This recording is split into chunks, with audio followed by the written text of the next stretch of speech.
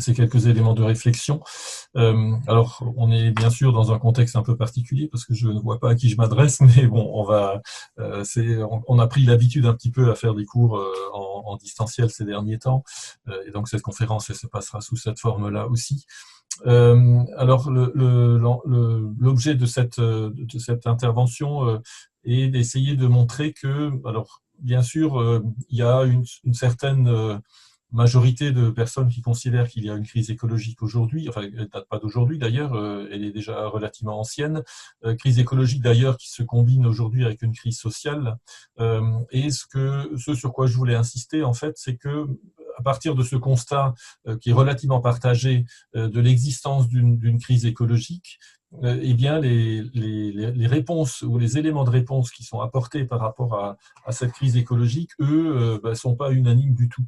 C'est-à-dire qu'il y a des approches qui sont très différentes selon la manière d'appréhender cette crise écologique et la crise sociale, et que ces manières d'appréhender différemment à la fois les causes de cette crise écologique et donc par conséquent aussi les réponses constituent un panel finalement assez large, alors qu'on va retrouver panel qu'on va retrouver à la fois dans les réflexions autour de travaux qu'on peut trouver dans la littérature, mais aussi dans la pratique sociale. Et donc ce que je vous propose, c'est de cheminer un petit peu à travers ces différentes approches pour montrer que voilà, il n'y a pas, et on le sent dans les discours, dans les pratiques sociales, qu'il n'y a pas une réponse par rapport à cette crise écologique, parce qu'il n'y a pas une manière de voir, et on est là dans la sociologie qui essaye d'appréhender aussi comment les acteurs construisent, si on veut, leur rapport au réel, et donc il n'y a pas unanimité, il n'y a pas une approche, il y a différentes approches possibles. Alors, je vais essayer de faire fonctionner ce PowerPoint en espérant que ça se passe bien. Et avant d'entrer dans le vif du sujet autour des réponses, peut-être juste quelques éléments sur, en gros, les enjeux autour de ce qu'on appelle la crise écologique. Et alors, c'est une lecture possible, il y en a bien entendu plein d'autres. On est ici dans une lecture plutôt systémique, c'est-à-dire qui considère que la société est un système,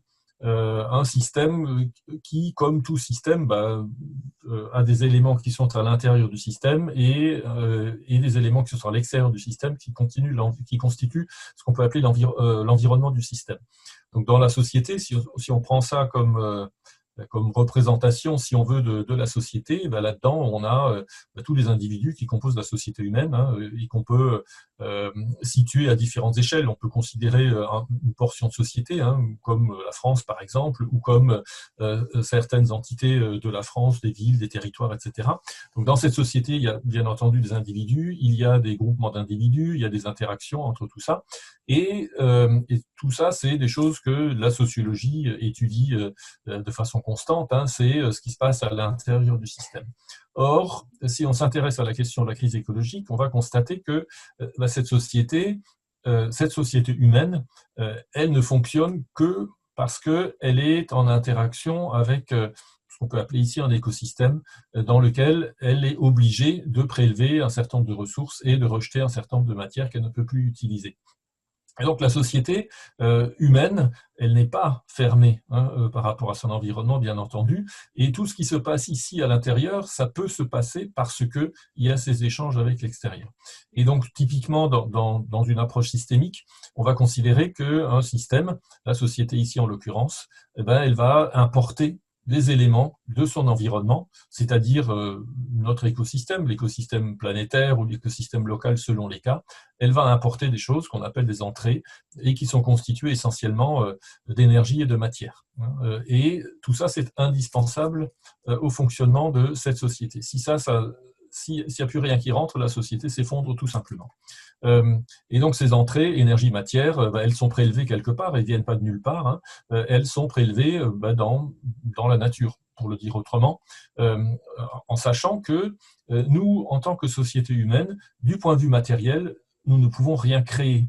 Nous pouvons imaginer des tas de choses, nous pouvons développer des idées dans plein de domaines, on peut se fabriquer un monde idéal, complètement virtuel et sans aucune connexion avec le monde réel, mais du point de vue des matières, nous ne créons rien.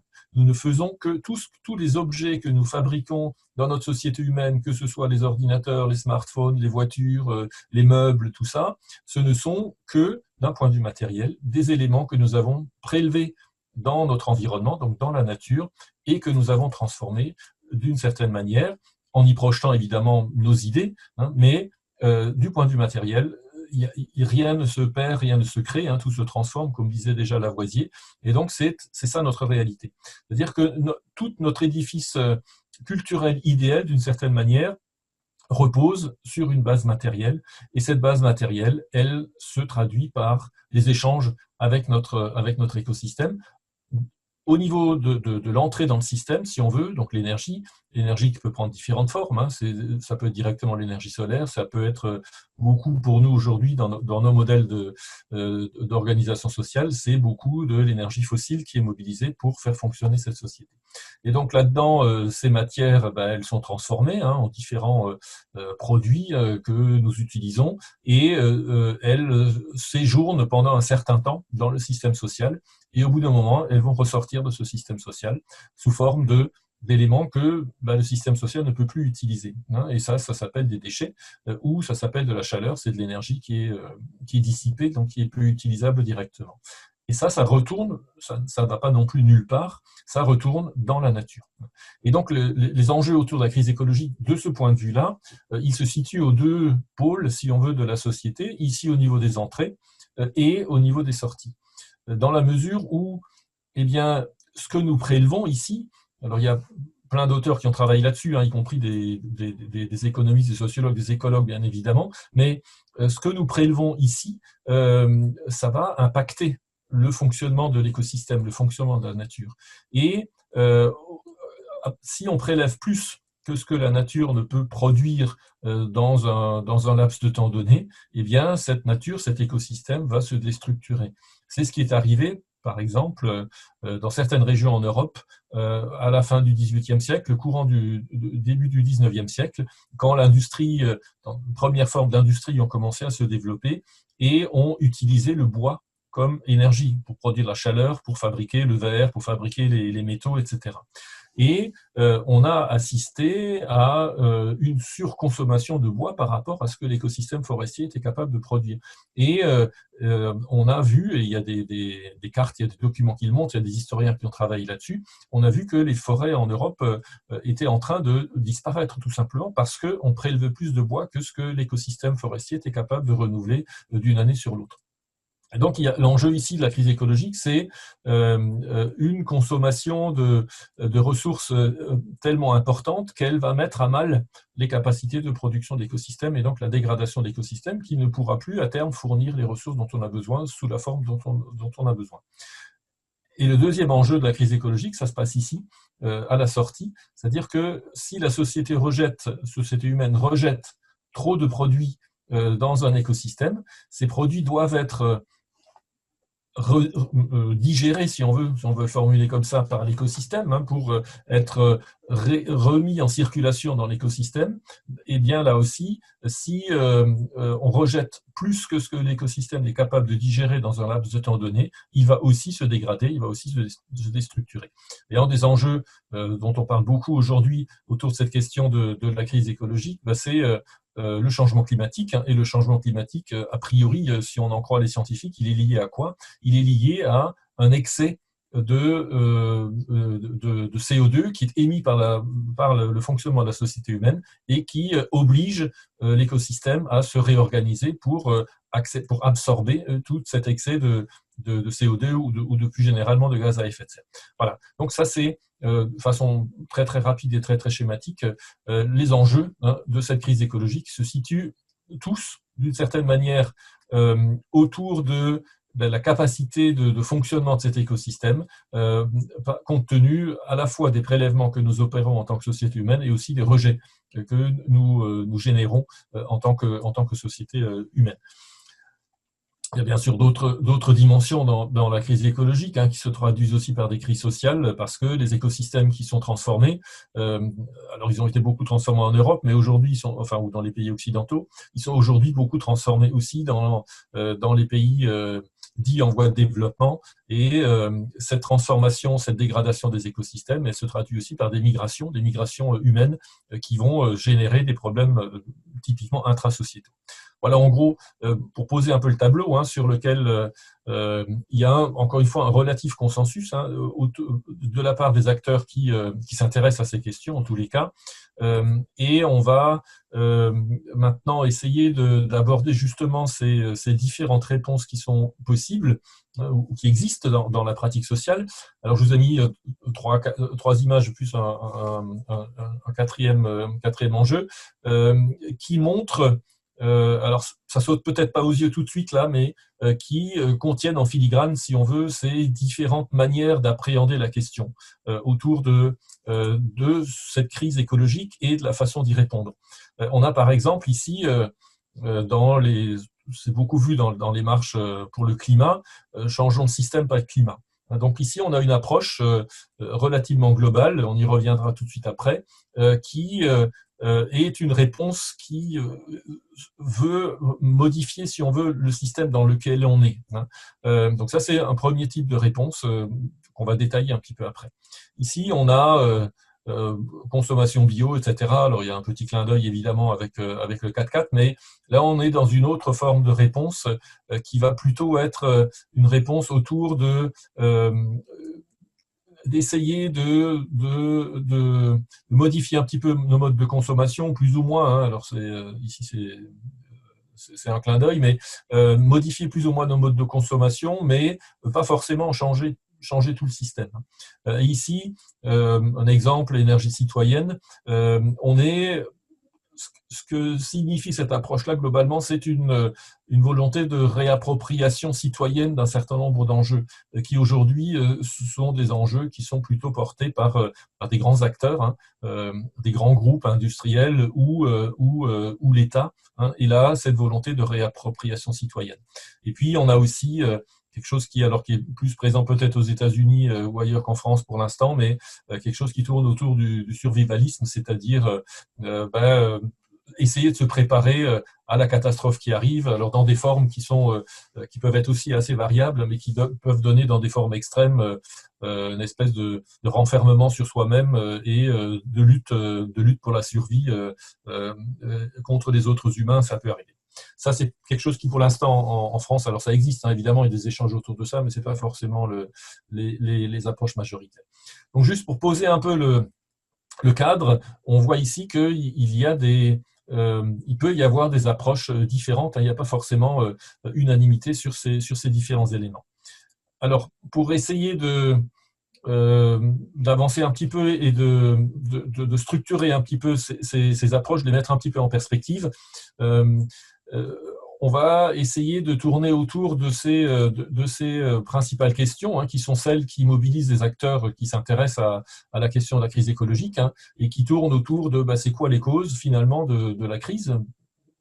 Et c'est pas évident, hein, de se dire quelles sont les causes finalement de ce qui est en train de nous arriver, quels sont les changements qui sont nécessaires évidemment, et quels sont les acteurs qui sont responsables par rapport à ces changements. Donc ça, c'est en gros le questionnement qu'on va essayer d'appréhender un petit peu. Alors, ce que je vous présente là, c'est le résultat d'un travail qui a été fait par deux sociologues. Alors, ça date maintenant d'une dizaine d'années, mais globalement, je pense que ça reste encore relativement d'actualité.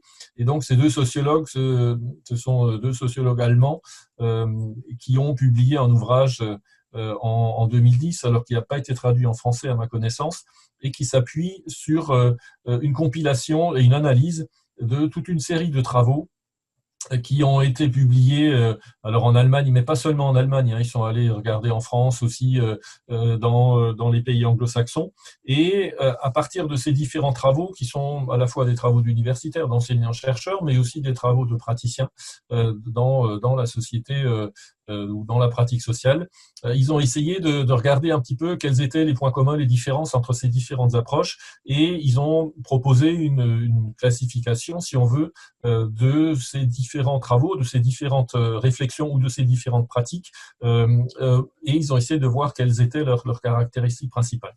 Et ils en sont arrivés au fait que il y a finalement dans ces différentes approches, alors je prétends pas que ce soit exhaustif aujourd'hui, hein, parce qu'il y a ça bouge tellement dans tous les sens, mais du point de vue, on va dire structurel, il y a quand même des choses qui sont aujourd'hui encore assez proches de ce qu'on peut observer. Et donc, ils considèrent qu'il y a trois attitudes majoritairement qu'on peut distinguer et qui reposent sur à la fois une analyse des causes de la crise écologique qui sont différentes et aussi, par voie de conséquence, des formes de réponses qui peuvent être différentes. Alors, et donc, ces trois approches, il y en a une qui va plutôt s'appuyer sur la question des valeurs qui fondent notre société et qui vont plutôt aller dans le sens d'une nécessité de transformer fondamentalement notre système actuel. En gros, c'est de dire que ici, la cause de la crise écologique, c'est un capitalisme débridé qui repose sur toute une série de valeurs qui font notre société et qu'il faut remettre en question.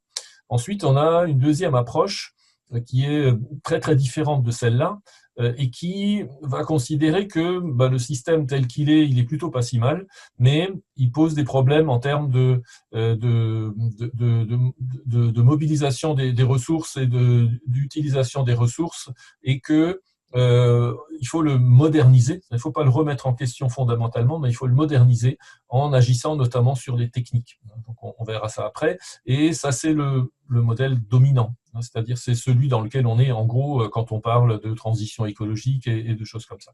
Et puis, il y a un troisième modèle qui va plutôt chercher à agir sur les institutions, c'est-à-dire sur les règles qui régissent les rapports entre les différents acteurs sociaux, si on veut, et dans lequel modèle on cherche plutôt à transformer le système actuel par étapes, sans avoir forcément un but qui est très très précis, c'est-à-dire on n'est pas là dans une démarche de dire il faut absolument rompre tout de suite avec le capitalisme, mais on est plutôt dans une démarche où on se dit il faut réformer ce capitalisme plus ou moins selon les approches, et ensuite ça donnera ce que ça donnera. Si à l'issue de ce processus on est toujours dans le capitalisme, mais s'il est suffisamment réformé, tant mieux. Si on en est sorti et que ça marche, tant mieux aussi.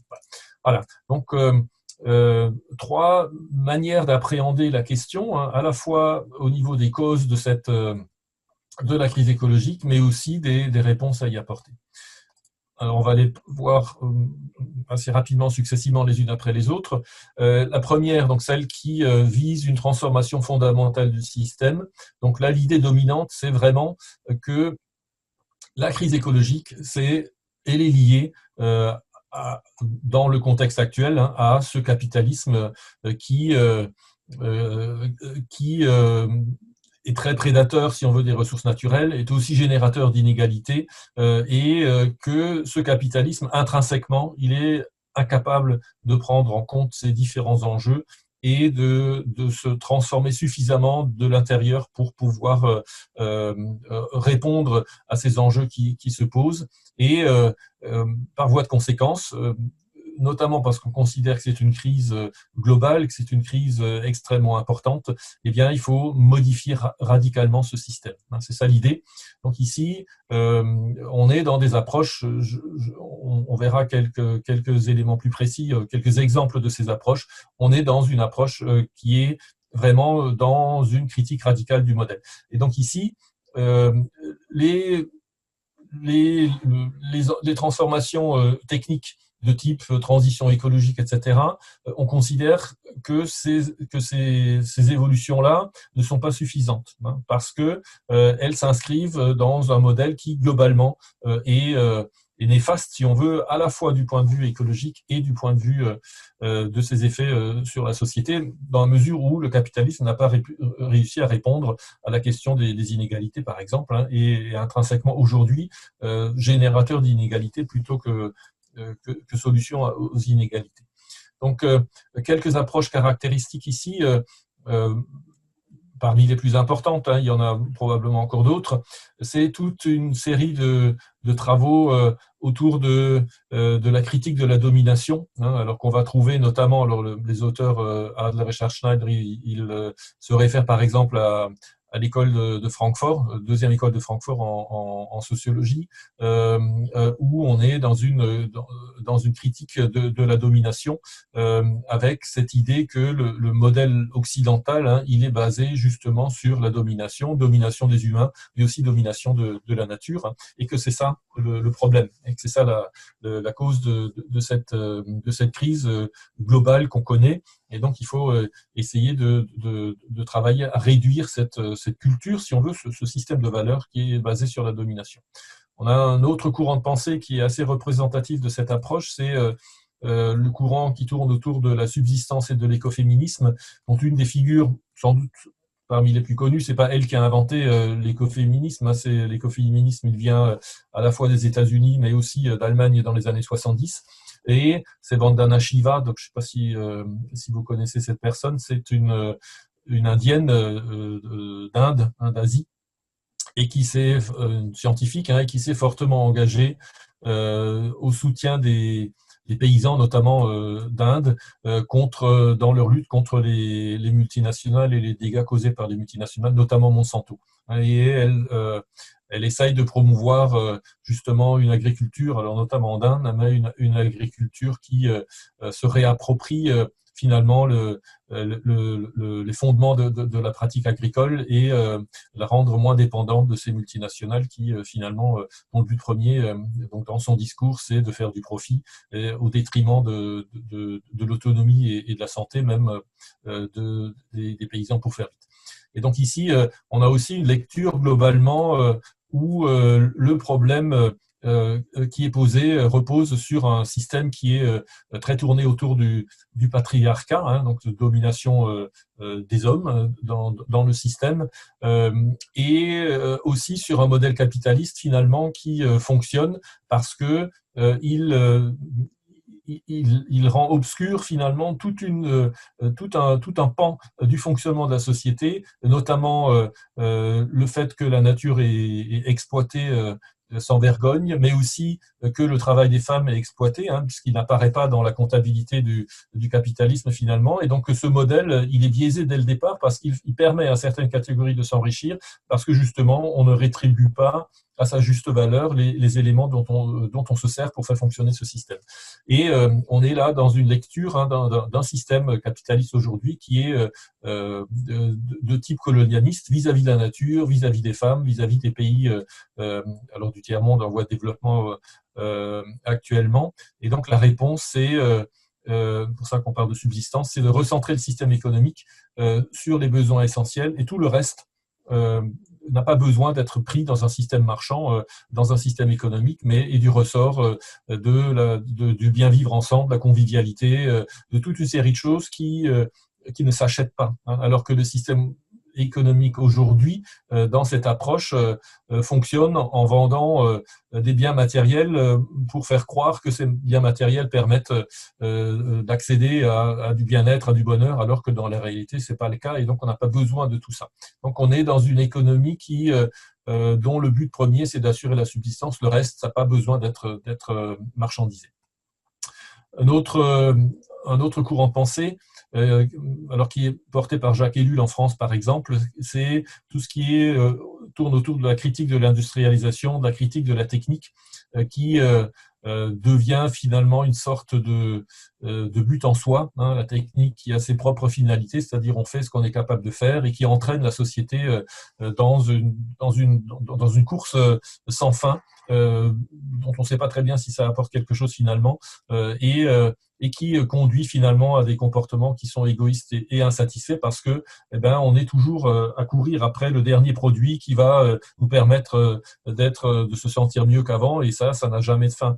Alors Durkheim parlait déjà de ça dans certains de ses écrits, où il disait que le système système moderne, celui qui était en train de se construire quand il a fait ses indices, produit justement cette insatisfaction permanente. Et donc là aussi, la réponse, si on veut, c'est de réduire, si on veut, cette course aux besoins matériels pour aller vers quelque chose qui est plus de l'ordre du social, des échanges, qui n'ont pas besoin de cette base matérielle développée à ce point-là. Il y a un autre auteur qui rentre un peu dans ça, c'est un sociologue qui s'appelle Jean Baudrillard, qui dans les années 70 a publié un bouquin qui s'appelle La société de consommation et qui montre que, en gros, ce qu'il dit à un moment, c'est que ce qui est satisfait dans le système actuel, dans le système capitaliste, ce sont les besoins du système de production et pas les besoins des personnes. C'est pas ça qui est visé. C'est de faire tourner la machine pour permettre à certains acteurs de s'enrichir, mais pas, on vise pas le besoin des personnes, mais on va le faire croire qu'il faut acheter de plus en plus pour se sentir bien, alors que les besoins qui sont satisfaits, c'est le système. Et puis, autre approche, c'est des approches dont on entend parler de temps en temps autour de la critique de la croissance en tant que telle, avec deux courants principaux. C'est celui de la décroissance, qui est notamment porté en France par Serge Latouche, qui a beaucoup contribué à théoriser un petit peu cette approche. Donc décroissance comme une critique radicale de la croissance en tant que telle, en disant la croissance, elle apporte finalement, elle apporte plus de problèmes que de solutions et qu'il faut rompre avec cette idéologie de la croissance. Donc ça, c'est une première approche. Et une deuxième, l'écosocialisme, porté notamment par Michael Levy,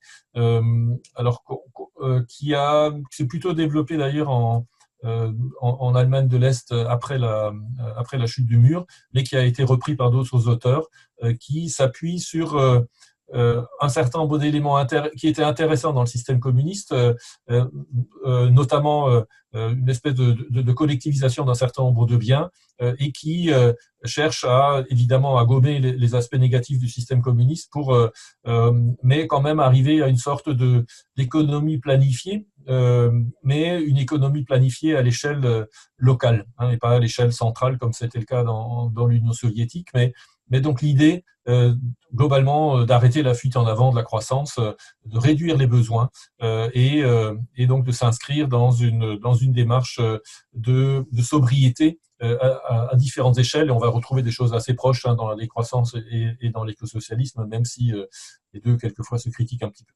Et donc, voilà quelques approches où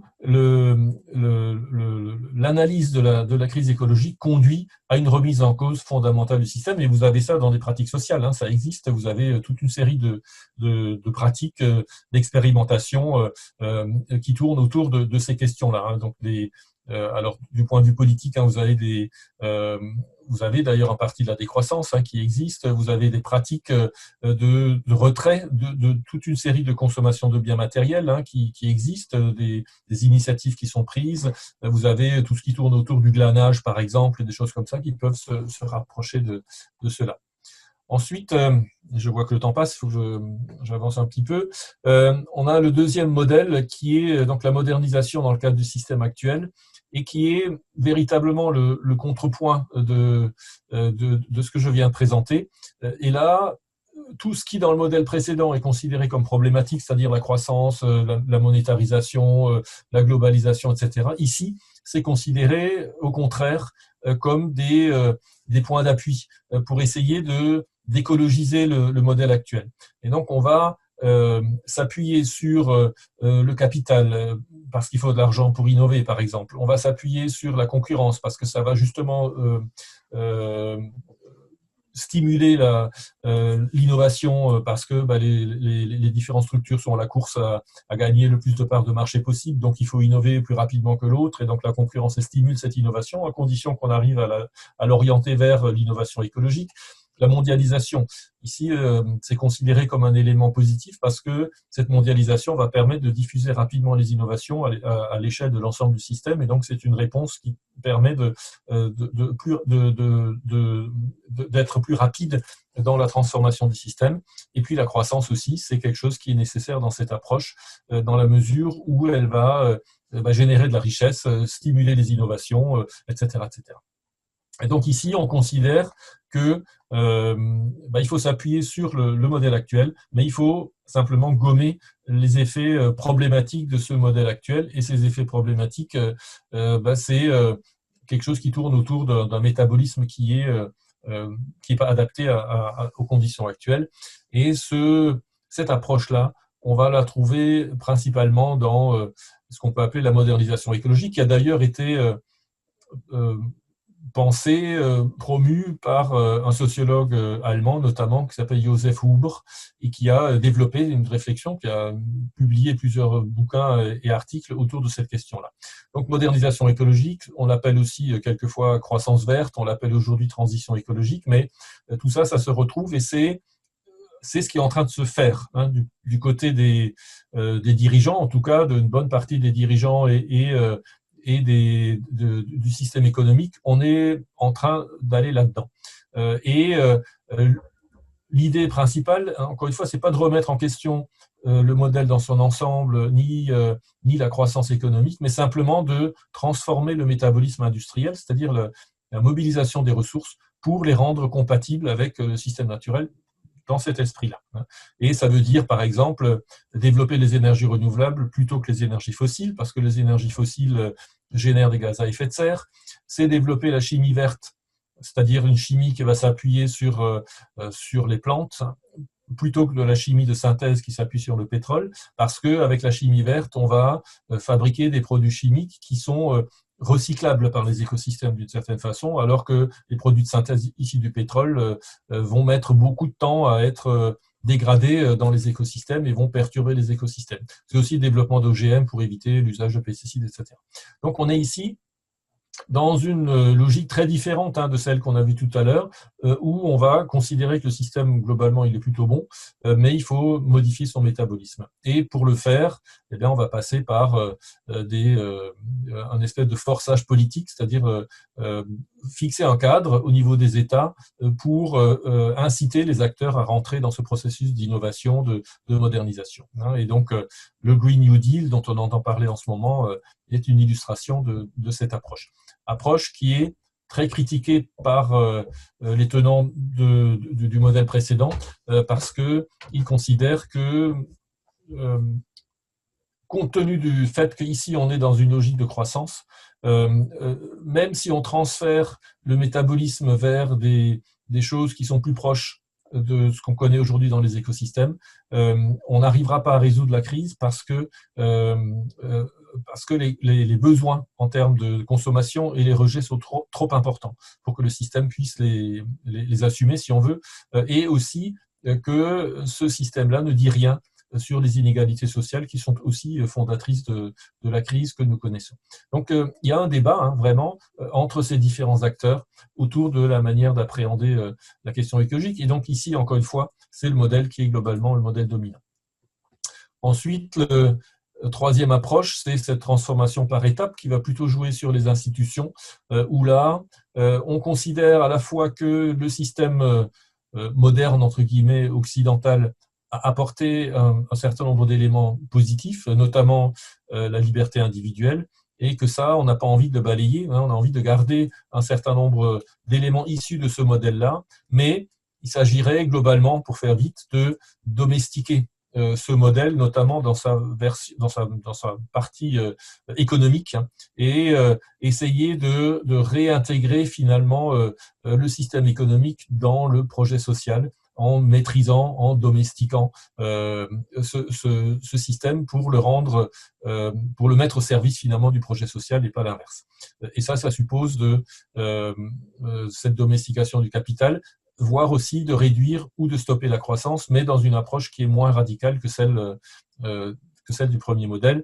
Alors là encore, quelques approches autour de Ulrich Beck, qui est un sociologue allemand lui aussi, qui a publié, entre autres, un ouvrage qui a été traduit en français, qui s'appelle La société du risque, autour d'une modernisation, ou d'une modernité réflexive, et qui constate principalement que les institutions actuelles, telles qu'elles sont pas en mesure de traiter correctement les enjeux de la crise écologique. Et donc, il faut une réforme en profondeur des institutions, en redonnant notamment davantage de poids aux acteurs citoyens par rapport au poids très important acquis aujourd'hui par les conglomérats sciences, techniques, économie qu'on va retrouver dans les multinationales qui quelquefois dépassent la capacité des États à réguler, et aussi relations entre États et citoyens où les États aujourd'hui sont plutôt en train de permettre à ces conglomérats de fonctionner du mieux possible.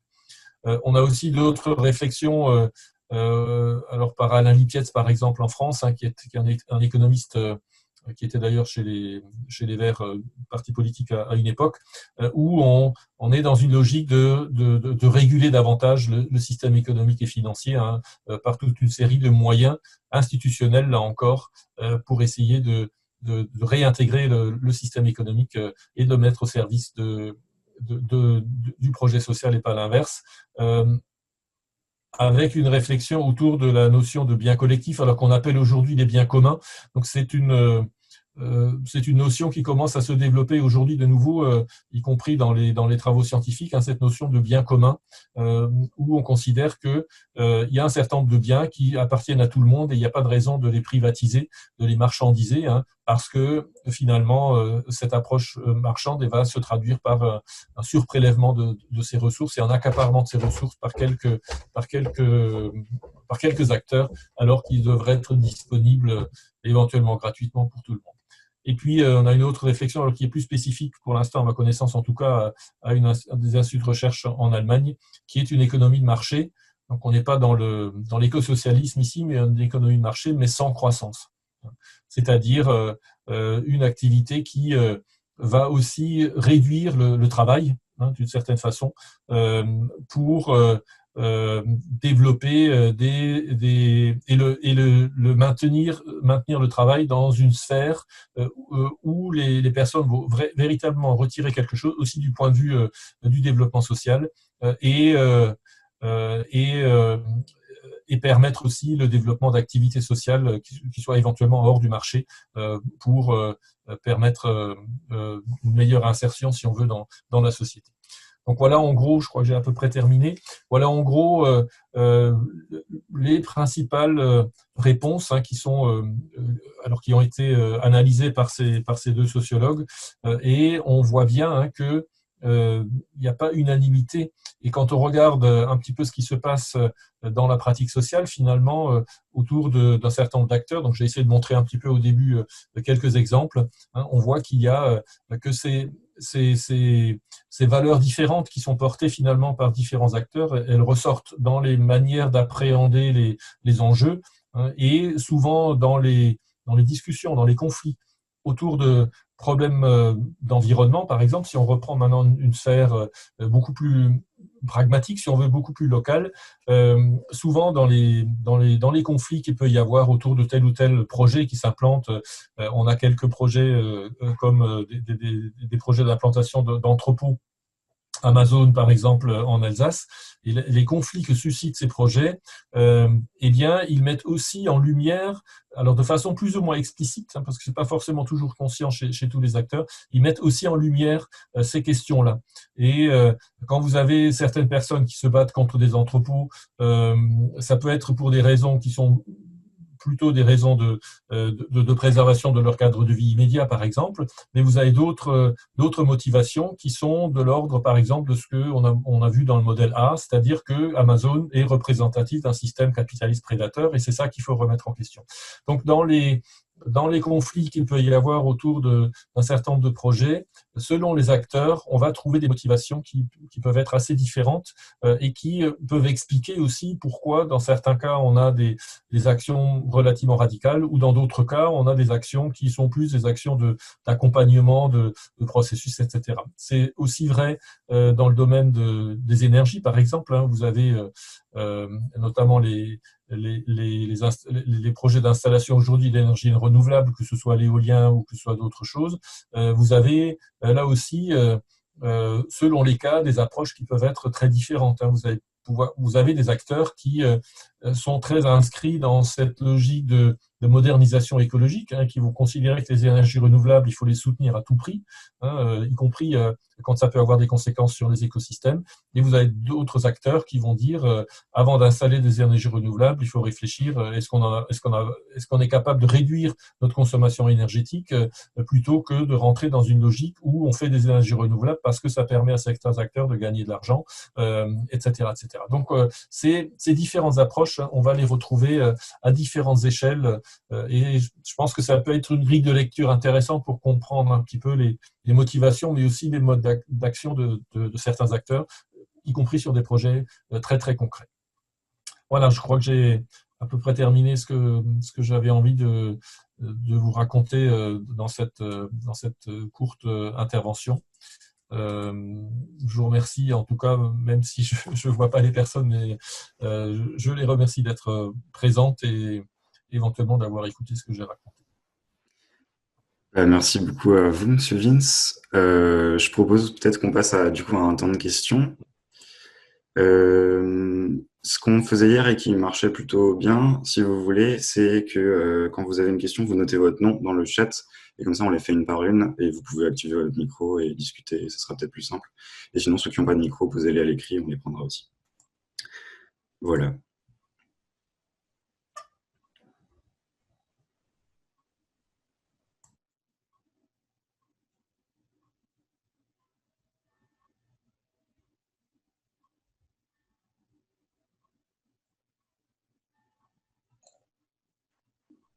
Du coup, moi, je me permets de vous poser une question. En fait, Oui, j'aurais bien bien sûr. voulu que vous développiez. Déjà, merci beaucoup. C'était vraiment très intéressant. Et j'aurais voulu savoir, en fait, est-ce que vous pouvez un tout petit peu expliquer un petit peu plus le développement de la chimie verte qui remplacerait la chimie pétrole? Oui. Alors pour l'instant, la chimie du pétrole, c'est à partir du pétrole, on fabrique des produits de synthèse, des plastiques par exemple, hein, qui ensuite, compte tenu du processus de fabrication, alors moi je ne suis pas chimiste, hein, mais compte tenu du processus de fabrication, sont des produits qui sont ensuite très difficilement dégradables dans les écosystèmes. Hein, c'est un des enjeux. Vous voyez, hein, quand vous vous baladez au bord des routes, vous avez des sacs plastiques qui traînent et ils sont là pour des décennies parce qu'ils se dégradent très difficilement parce que ce sont des molécules finalement pour le formuler comme ça, qui ne sont pas connus entre guillemets par l'écosystème et qui sont difficiles à réintégrer à être dégradés pour être réintégrés dans le fonctionnement de l'écosystème. Quand vous avez une feuille d'un arbre qui tombe, et ben cette feuille elle est composée de produits relativement complexes mais que la nature connaît et donc ces feuilles sont dégradées très rapidement et reviennent à des éléments minéraux de base qui sont ensuite réutilisés par l'arbre pour refaire de nouvelles feuilles. Quand c'est du plastique issu de la chimie de synthèse, c'est beaucoup plus compliqué. Et donc l'idée de la chimie verte, elle est de deux ordres. C'est essayer de réduire notre dépendance au pétrole parce qu'on considère que le pétrole, c'est un produit qu'on va avoir de plus en plus de mal à extraire de l'écosystème. Alors, c'est pas qu'il n'y en a pas assez, il y en a assez largement, mais le problème, c'est d'y arriver hein, et de l'extraire dans des conditions à peu près potables du point de vue économique. Et le deuxième enjeu, c'est d'essayer justement en alternative à ces produits de synthèse issus du pétrole, de fabriquer des produits chimiques, par exemple des plastiques, qui sont issus de l'amidon, hein, qu'on peut tirer du maïs ou de restes de bois, etc. Et ces plastiques-là, ce sont des plastiques qui sont issus de produits naturels, entre guillemets. Alors, le pétrole est aussi un produit naturel, hein, mais dans un processus de fabrication qui va permettre une dégradation plus facile par les écosystèmes de ces produits. Donc, on a deux enjeux. En gros, on a un, de ne pas continuer à pomper dans une ressource dont on sait qu'elle va finir probablement par être de plus en plus rare, donc de plus en plus difficilement accessible. Et l'autre, c'est d'avoir des produits finis qui sont plus facilement dégradables par les écosystèmes. C'est ça l'idée de la chimie verte. D'accord, merci beaucoup. Et juste, en fait, quand vous parlez de remplacer le plastique, par exemple, par un plastique créé à partir d'amidon de maïs, on n'a pas la crainte que ça entraîne encore déforestation pour replantation Bah, c'est tous les enjeux. C'est toute la discussion entre, par exemple, les tenants du modèle A et les tenants du modèle B. Les tenants du modèle A disant justement ça, disant mais si on fait ça, compte tenu du niveau de besoin actuel de notre société, on va dépasser les capacités de production des écosystèmes. Parce que un des grands enjeux entre le passage des énergies fossiles vers les énergies renouvelables ou les matériaux fossiles vers les matériaux renouvelables.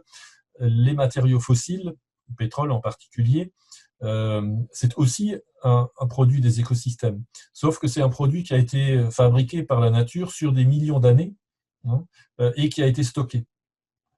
Et là, on profite en fait, quand on consomme des produits fossiles, on profite de ce que la nature a produit il y a des millions d'années et sur des périodes extrêmement longues. Et ce sont des produits, le pétrole, le charbon, c'est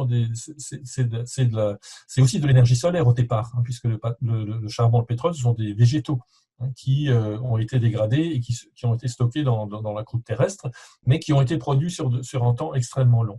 Et donc, c'est de l'énergie solaire concentrée, si on veut. Et donc, si on arrête d'utiliser ces énergies fossiles et qu'on se met à utiliser, ou de matières fossiles, et qu'on se met à utiliser que des produits issus, donc renouvelables, c'est-à-dire issus de la production actuelle de la nature, vous comprenez qu'on ne peut pas utiliser plus que ce que la nature produit en un an, sur une année. D'accord ? Parce que si vous utilisez plus, ben vous dégradez simplement le système qui le produit. Vous ne pouvez pas, dans une forêt, prélever plus de bois dans la forêt que l'accroissement qui est produit par la forêt en un an. D'accord ? Si vous en prélevez plus, au bout d'un certain temps de ce régime-là, la forêt va disparaître parce que vous allez prélever plus que ce qu'elle est capable de produire pour se régénérer. Et donc, un des grands enjeux du passage du fossile à l'actuel, c'est qu'il faut probablement réduire nos besoins pour les rendre compatibles avec ce que les écosystèmes sont capables de produire. C'est comme si, pour vous alimenter, quand vous avez des conserves dans votre cellier ou dans votre cave ou dans votre frigo, ce sont des choses qui ont été produites par la nature les années précédentes et que vous avez gardées en stock. Et donc ça vous permet de manger plus que ce que la nature est capable de produire en un an dans votre jardin, par exemple. Et donc c'est vrai aussi à l'échelle des écosystèmes de façon plus large. Ok, merci beaucoup. Okay. J'en avais une aussi. Pardon. J'ai l'impression que du coup, c'est quelle que soit la réponse qu'on veut adopter, il y a une question de comment y arriver, quoi, comment faire en sorte qu'elle remonte, qu'elle arrive à pouvoir se mettre en place, etc. Une question de démocratie, quoi. Et du coup, je me demandais ce que vous pensiez, où est-ce que ça se situe, par exemple, la Convention citoyenne pour le climat. Est-ce que c'est une bonne chose? Est-ce que ça va avoir des effets positifs? Est-ce que c'est totalement dans la modernisation du système actuel? Est-ce que c'est une remise en question? Alors, il y a un peu de tout, parce que là, ce que je vous ai présenté, c'est évidemment, c'est un travail de mise en ordre et qui cherche justement à dégager les tendances et les caractéristiques. Hein. C'est un peu ce qu'on fait, ce qu'on fait quand on crée des idées, des types idéaux en sociologie. Dans la réalité, dans la pratique sociale, bien entendu, tous les acteurs ne peuvent pas se ranger dans ces cases-là, hein, de façon aussi étanche. Dans la réalité, il y a un moment où on va plutôt être du côté de la modernisation, un autre moment on va plutôt être du côté de la critique radicale, etc. Donc il y a un peu de tout. Et dans une bonne partie des propositions qui ont été faites par la Convention citoyenne, on est aussi dans des choses qui, dans certains cas, vont être plutôt dans la modernisation, dans d'autres vont plutôt être dans une mise en question un petit peu plus fondamentale du système. Après, la question qu'on peut se poser aussi, c'est cette idée de la Convention citoyenne, hein, par rapport à tout un processus d'acteurs qui existe depuis très longtemps dans la société, notamment les mouvements citoyens, les associations de protection de l'environnement, etc., ou d'autres, qui existent maintenant depuis plusieurs décennies. Hein. Les premières associations de protection de la nature en Europe, ils ont été créés au milieu du 19e siècle. Donc, c'est des mouvements qui existent depuis très longtemps et qui ont donc aussi, d'une certaine façon, accumulé une réflexion, une certaine compétence, un certain regard aussi, hein, parce que tout ça, évidemment, ça s'inscrit dans les valeurs, et qui sont en interaction avec les pouvoirs publics depuis un certain temps, et qui n'ont pas la possibilité de décider. Dans le système actuel dans lequel nous sommes, nous avons bien des acteurs dominants qui sont en position de pouvoir influer de façon rapide, s'ils le souhaitent, sur le cours des choses. Alors, pas tout seul, parce qu'on est dans un système très, très complexe, mais on a ces acteurs-là qui donc interagissent avec les pouvoirs publics, qui font des propositions, qui résistent quelquefois par rapport à un certain nombre de projets. Et la Convention citoyenne, c'est un peu bizarre dans ce système-là. Ça veut dire qu'on va accorder une importance très très forte à quelques citoyens qui ont été tirés au sort et qui... alors, quelle est l'articulation entre cette Convention citoyenne? Alors, j'ai absolument rien contre les citoyens qui sont là-dedans et le travail qu'ils ont fait, mais quelle est l'articulation entre cette convention citoyenne, sortie un peu de nulle part, entre guillemets, et tout le mouvement associatif, notamment associatif, donc citoyen aussi, autour de ces questions-là. Et pourquoi est-ce que tout d'un coup, alors on voit bien d'ailleurs qu'on ne le prend pas en compte complètement, parce qu'au fur et à mesure que le temps passe, toutes les propositions qui ont été faites par cette convention citoyenne vont progressivement passer aux oubliettes. Alors on peut se poser la question pourquoi? Simplement parce que certaines d'entre elles, probablement, ne sont pas en adéquation avec les intérêts des dominants qui sont en place. Toute la difficulté qui est liée à ces différents modèles, c'est que le modèle dominant n'a pas intérêt à se remettre en question, parce que tous les acteurs qui sont présents dans ce modèle dominant tirent intérêt du système, en gros, tel qu'il est aujourd'hui. Et donc, le remettre en cause fondamentalement, comme le propose notamment le bloc A de ce qu'on a vu tout à l'heure, c'est évidemment rebattre les cartes en termes de répartition des intérêts, etc. Et ça, c'est difficilement admissible par ceux qui sont en place. Et c'est pour ça que c'est compliqué, et que la transformation qu'on est en train de vivre, c'est une transformation qui, alors, globalement, ne met pas en cause les positions de ceux qui sont en place. Alors bien sûr, il y a des acteurs qui vont perdre un peu. Ceux du pétrole, s'ils n'arrivent pas à se recycler rapidement, ils vont perdre un peu au profit d'autres acteurs. Mais globalement, les principaux bénéficiaires de ce système-là ne vont pas trop en pâtir. Et c'est pour ça que c'est ce modèle-là qui est choisi. Alors, je suis pas en train de faire du complotisme, parce que c'est très compliqué toutes ces questions-là. Et nous sommes aussi dans un système qui est extrêmement complexe, qui est globalisé. Il n'y a pas un acteur qui serait responsable de tout. On ne peut pas dire voilà, c'est la faute à Trump par exemple, et puis on élimine Trump et tout le problème est résolu. C'est évidemment pas beaucoup plus complexe que ça. Et c'est aussi pour ça que c'est compliqué de changer ce système. Parce qu'il y a une intrication entre plein d'acteurs différents et que ce système s'est construit progressivement dans une certaine orientation, mais pas simplement parce que 3-4 personnes ont décidé ça. Probablement, c'est parce que c'est quelque chose qui se fait par des interactions multiples à différents niveaux, et c'est pour ça que c'est aussi compliqué à le changer. Ok, merci beaucoup. Du coup, comme il n'y a pas de question, je me permets d'en reposer une. Je voulais savoir, du coup, là, vous nous avez présenté plusieurs approches différentes pour partir vers une transition écologique, sauf qu'on a l'impression qu'en fait, concrètement, il ne se passe pas réellement grand-chose. Et en tout cas, c'est le point de vue, c'est le ressenti que j'ai. Et j'aurais voulu savoir, en fait, concrètement, qu'est-ce qu'on peut faire? Parce qu'on nous fait signer des pétitions, on nous fait des partages comme ça, mais nous, à notre échelle, comment on peut impacter comme on peut, en fait? Je ne parle pas de démarche individuelle, mais sur la globalité, quelque chose de collectif. Comment on peut faire quelque chose réellement pour que ça avance?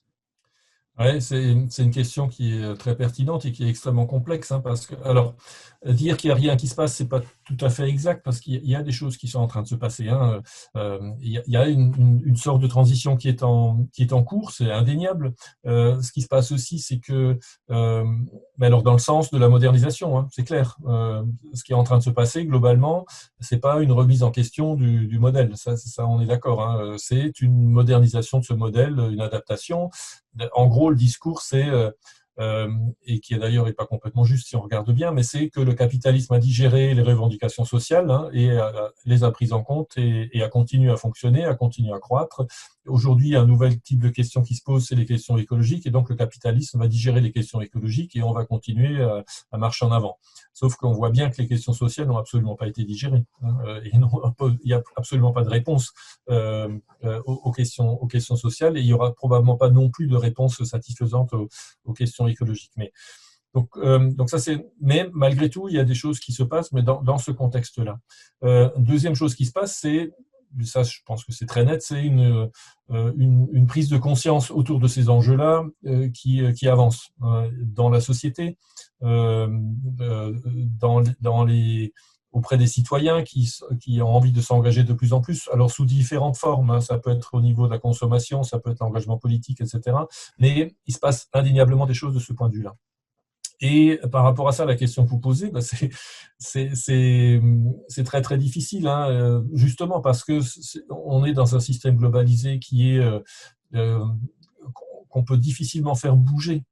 Alors, d'un autre côté, alors c'est en tout cas un élément de réponse personnelle que j'ai, c'est que quand on regarde toutes les initiatives qui existent dans notre système, que ce soit en France ou en Europe par exemple, à différentes échelles, dans le domaine de l'économie sociale et solidaire, dans le domaine de l'écologie, il y a toute une série de choses qui se mettent en place, qui fonctionnent, mais qui pour l'instant restent globalement très minoritaires, hein, et qui sont isolés. On est un peu, il y a une sorte d'archipel d'initiatives qui, dans une grande mer, qui elle reste globalement le système dominant dans lequel on est. Et à côté de ça, il y a des trucs qui émergent comme ça, un peu à droite à gauche. Est-ce que ces différentes initiatives, le jour où elles seront conscientes qu'elles vont toutes à peu près dans le même sens, c'est-à-dire plus de respect des humains, plus de respect de la nature, pour faire vite, est-ce qu'elles seront capables de se fédérer suffisamment pour constituer une véritable force sociale consciente d'elle-même, comme on a, pour le dire vite, au sommet de la pyramide sociale, on a, si vous lisez des auteurs comme Pinson et Pinson-Charlot par exemple, on a une catégorie, une classe sociale, si on veut, qui est parfaitement consciente d'elle-même. C'est la catégorie dominante aujourd'hui. Et tout le processus qu'on a connu, en gros, au cours de la deuxième moitié du XXe siècle, c'est l'atomisation des classes moins aisées. On n'a pas de classe ouvrière aujourd'hui qui est consciente d'elle-même, qui se bat collectivement autour d'un certain nombre d'enjeux. On n'a pas de classe écologique non plus, parce que c'est des personnes qui viennent d'horizons relativement différents. Et donc l'enjeu, pour moi en tout cas, c'est d'arriver à constituer cette force sociale qui repose sur toutes ces initiatives qui, au fond, se rejoignent sur un certain nombre de points communs, et de faire en sorte que ces différentes initiatives débouchent sur cette force sociale consciente d'elle-même, qui se donne les moyens de constituer un rapport de force finalement politique vis-à-vis de celui qui est aujourd'hui dominant. C'est une des réponses possibles. Je ne sais pas quelle forme ça va prendre. Je me méfie un peu des révolutions, hein, mais en tout cas, il y a tellement d'initiatives qui existent dans beaucoup de domaines aujourd'hui que ça me rend un tout petit peu optimiste sur la capacité de l'humanité de façon générale à répondre à ces enjeux. Mais il faut que ça devienne quelque chose qui soit plus structuré, plus solidaire à l'échelle de toutes ces personnes qui se battent en groupe pour les mêmes choses, et que ça émerge comme une véritable force qui soit consciente d'elle-même. Parce que je pense qu'il ne faut pas cracher sur le personnel politique. Le personnel politique, il est nécessaire dans une société comme la nôtre. On n'est pas des sociétés avec des groupes d'interconnaissance de 15-20 personnes où on peut se passer de chef. On est dans un système qui a besoin de régulation parce que nous sommes très nombreux. Et nous sommes constitués de toute une série d'entités qui ont des intérêts qui sont très variés, avec des objectifs qui peuvent être très variés. Donc on a besoin de régulation. Un des problèmes probablement aujourd'hui, c'est que le système de régulation, il s'est mis au service, en gros, d'un capitalisme qui a peu à faire des intérêts des personnes. Je caricature évidemment, mais c'est un peu ça. Donc on a besoin de rééquilibrer le rapport de force entre ceux qui poussent les régulateurs politiques à aller dans le sens de toujours davantage de dérégulation, si on veut, hein, et ceux qui poussent pour que le politique reprenne sa place dans le système et travaille véritablement pour le bien commun. Alors, tout ça, c'est très difficile à définir. Hein. Bien commun, c'est pas juste, c'est pas simple. Hein. Ça dépend évidemment aussi des points de vue, mais je pense qu'une des réponses c'est ça, c'est-à-dire s'engager de toute façon, mais essayer de faire en sorte que ces engagements deviennent suffisamment solidaires les uns des autres pour pousser dans le même sens ensemble, quoi. Voilà. Mais bon, si c'était facile, ça serait déjà fait depuis longtemps, mais il ne faut pas désespérer pour autant. Merci beaucoup.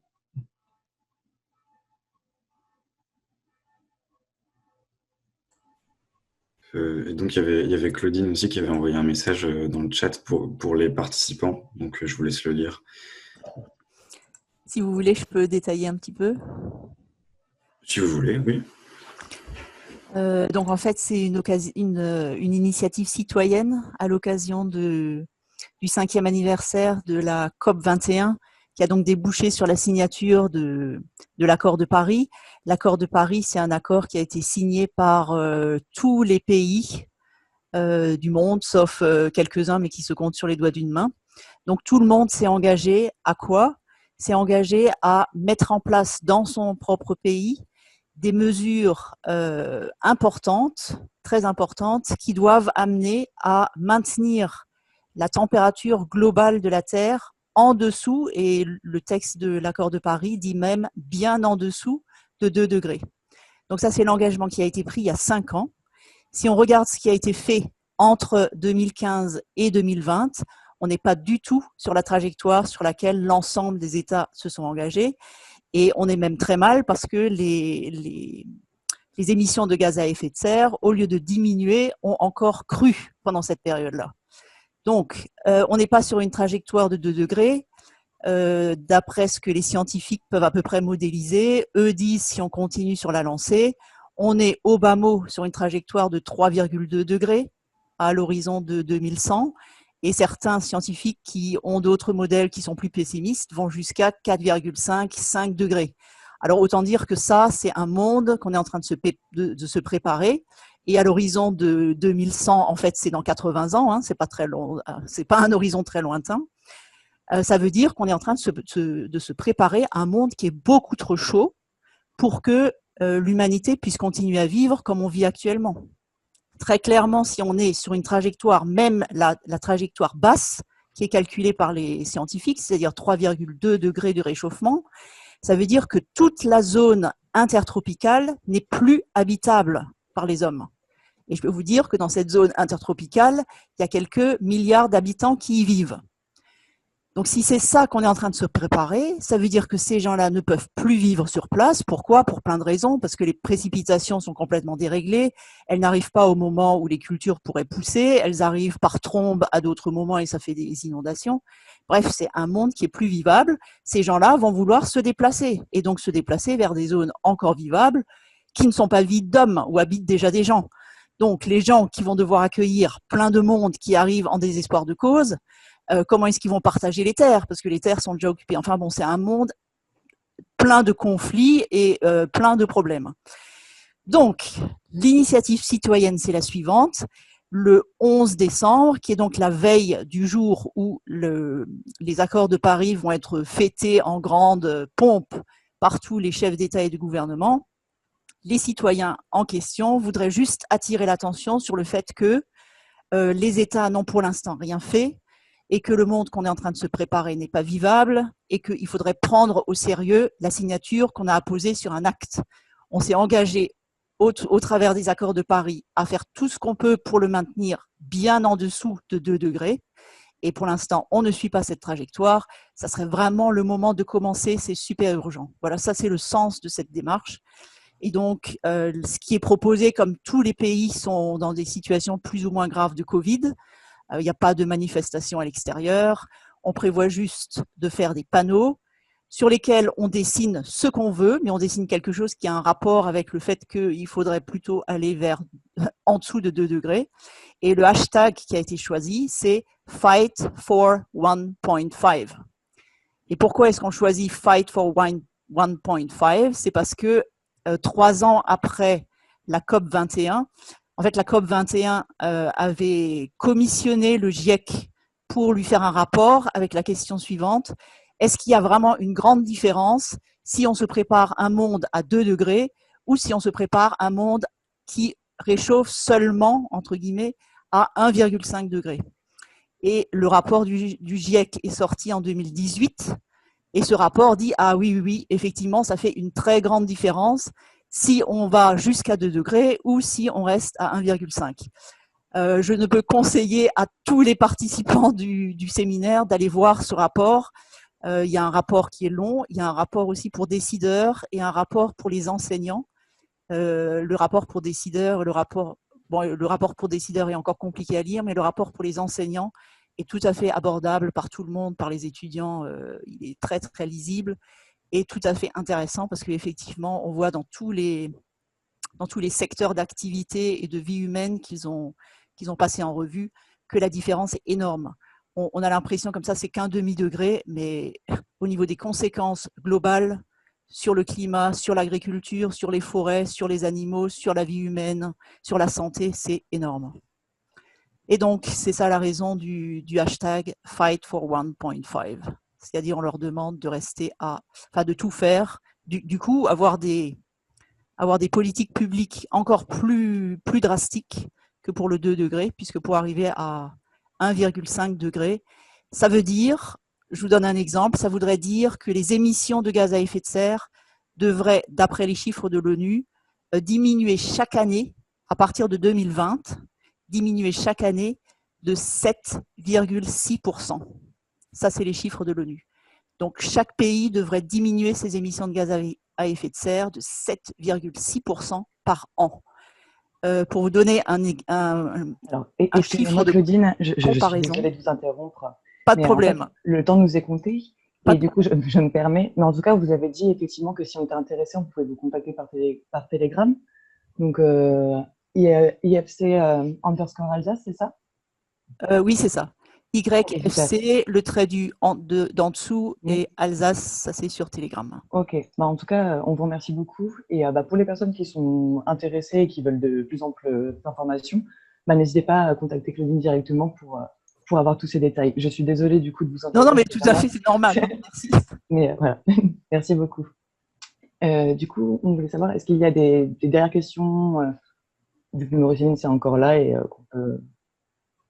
qu'on peut encore échanger avec lui. D'ailleurs, Noé, apparemment, tu en as une. J'en ai une dernière, mais est-ce que d'autres gens ont des questions, peut-être?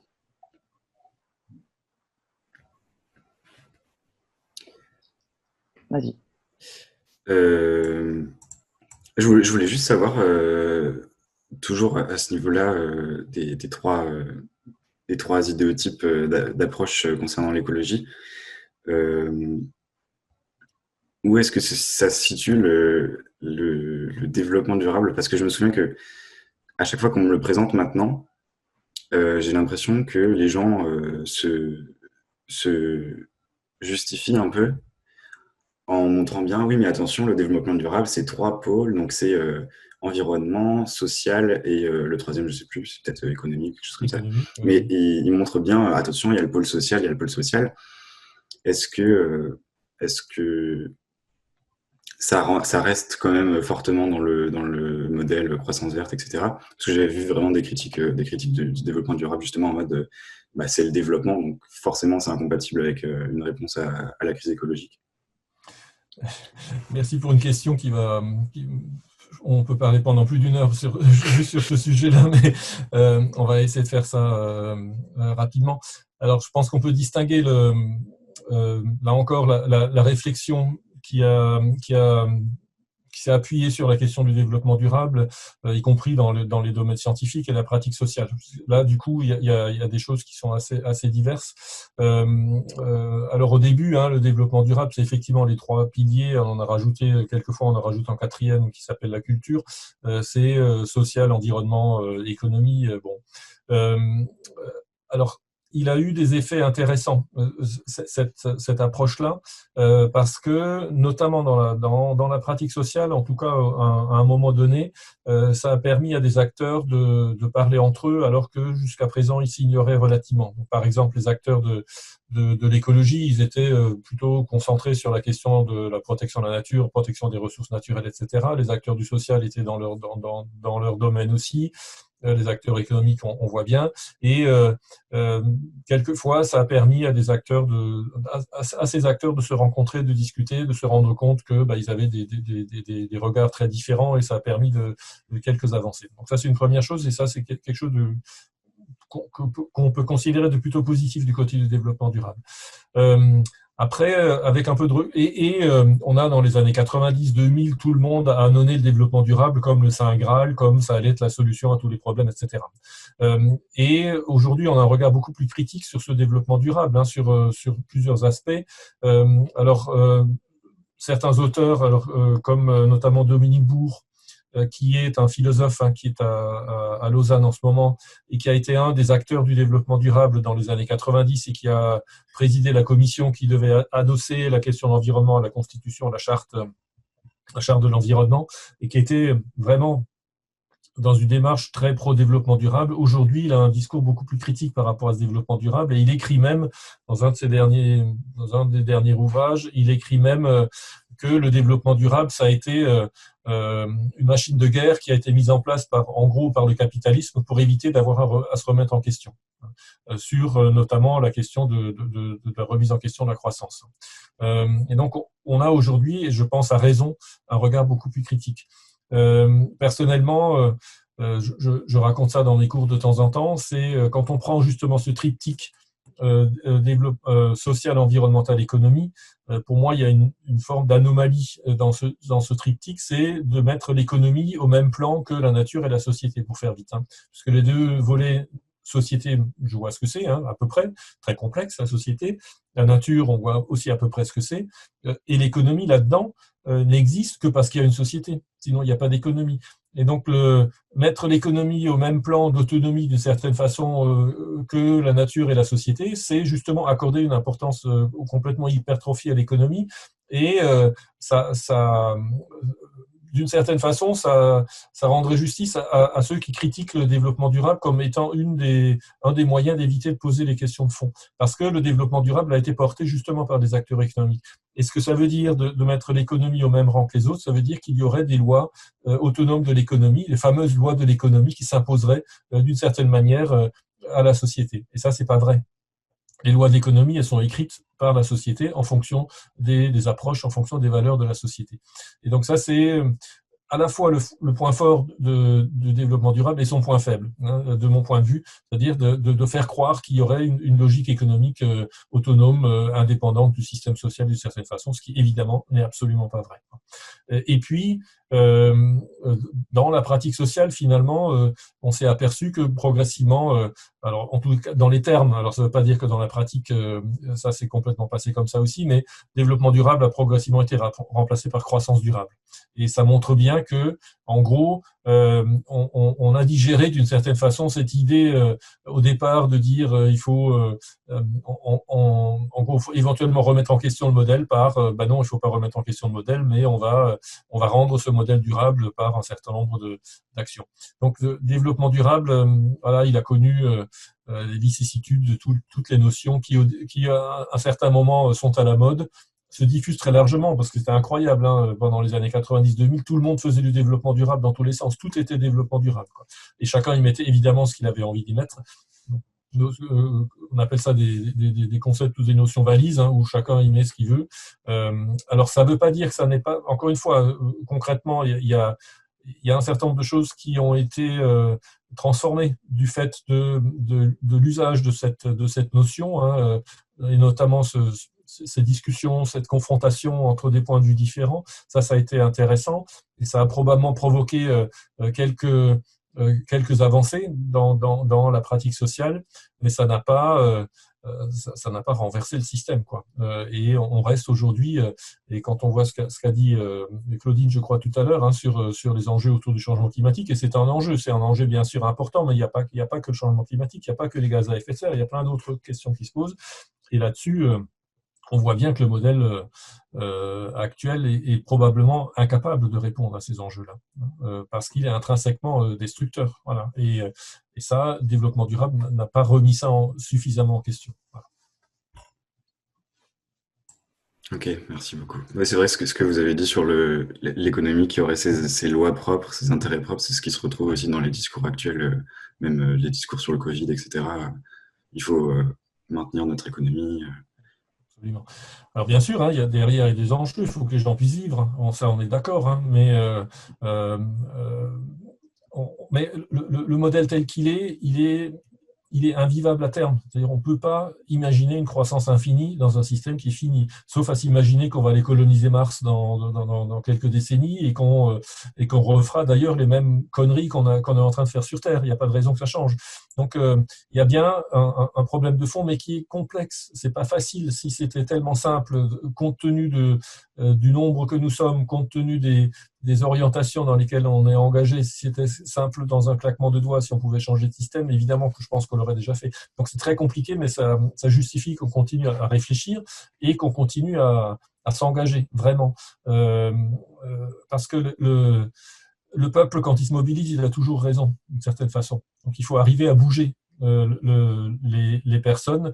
Nous sommes une force incroyable, 70 millions de personnes, contre quoi peut-être un petit millier de personnes qui sont en position dominante. Ça pèse quoi?